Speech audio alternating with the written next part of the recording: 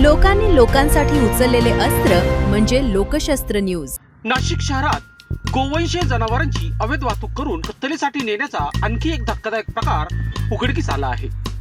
शहर गुन्हे शाखा युनिट 2 ने गुप्त माहितीच्या आधारे मुंबई आग्रा महामार्गावर धाडसी कारवाई करत कत्तलीसाठी नेण्यात येणाऱ्या 5 गोवंशीय जनावरांची सुटका केली आहे। या कारवाईत 2 आरोपींना अटक करण्यात आली असून महिंद्रा पिकअप वाहन, गोवंशीय जनावरे आणि मोबाईल फोन असा एकूण 6,53,100 रुपयाचा मुद्देमाल जप्त करण्यात आला आहे।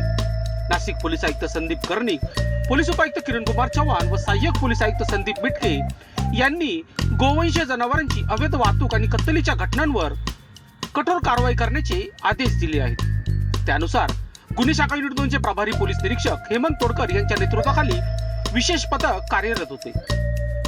7 ऑगस्ट 2026 रोजी पोलिसांना खात्रीलायक माहिती मिळाली की MH15 CK 6405 क्रमांकाच्या महिंद्रा पिकअप मधून गोवंशीय जनावरे कत्तलीसाठी नेली जात आहे।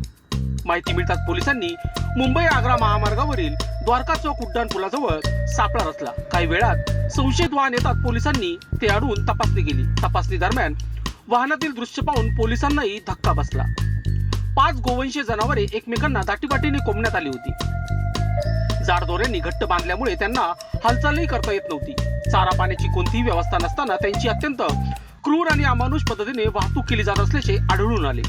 पोलिसांनी तात्काळ जनावरांची सुटका करून त्यांना सुरक्षित केले। या प्रकरणी पोलिसांनी रिजवान नूर आलम शेख वय वर्ष 27 आणि रेहान हैदर बेग वय वर्ष 29 दोघेही चोकमंडी बिरबल आखाडा भद्रकाली नाशिक येथील रहिवासी यांना अटक केली।